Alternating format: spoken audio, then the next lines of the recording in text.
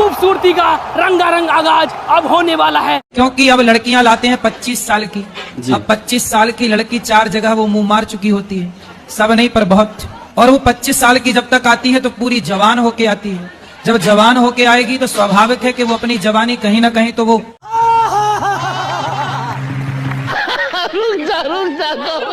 भैया सुना, लोगों को धर्म का उपदेश देने वाले अनुराधाचार्य का कहना है कि 25 साल की उम्र में शादी करने वाली लड़कियां कई जगह मुंह मार चुकी होती हैं।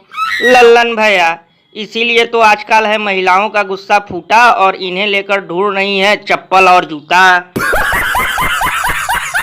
यही नहीं, अभी और सुनिए। लल्लन भैया, मुझे तो लगता है कि आजकल महाराज जी खुद गोबर से गेहूं निकालकर रोटी खा रहे हैं, इसीलिए प्रवचन के नाम पर बकलोली कर रहे हैं। यानी कभी ये कहते हैं कि तुम्हारे पिता तुम्हारे ही हैं, इसका क्या सबूत है, तो कभी भरे मन से गाना गाने लगते हैं और अब कह रहे हैं लेट विवाह करने वाली लड़कियां कई जगह मुंह मार चुकी होती हैं। भैया इसीलिए तो लोग घनघोर बेइज्जती करते हुए कहते हैं कि अब इसको खिलाना चाहिए जेल की हवा ठंडी, क्योंकि ये बाबा नहीं है मूर्ख पाखंडी।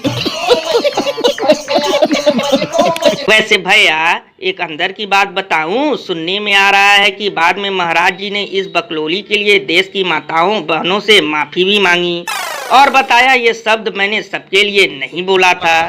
तब तो लल्लन भैया ये इन्होंने बहुत ही बढ़िया किया, वरना अगर कट्टर हिंदू जाते भड़क तो इन्हें फिर से चलाना पड़ता ट्रक।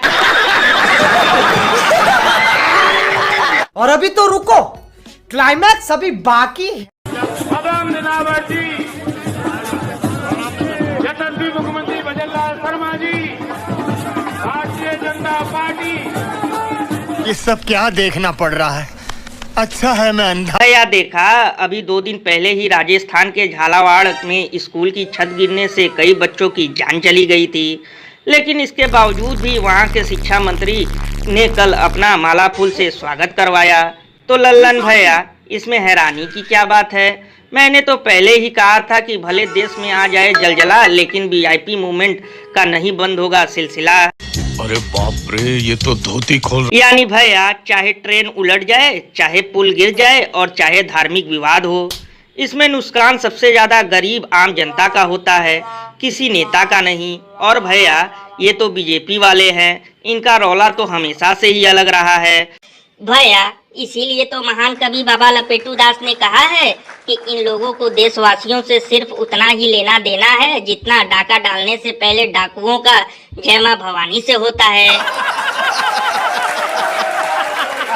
भैया एक कमाल की बात बताऊं, घटना के तुरंत बाद अगर कोई विपक्षी पार्टी का नेता हंसी टिटोली करते हुए प्रोग्राम में नजर आता तो अब तक गोदी मीडिया के दलाल एंकर और चिरकुट भक्त हाय हाय कर रहे होते, लेकिन अब ये ससुरे डायनासोर की तरह गायब हो चुके हैं। क्योंकि लल्लन भैया बीजेपी का नाम आते ही मर जाता है इन ससुरों का जमीर और मुंह में पैरालाइसिस नहीं सीधे हो जाता है बवासीर।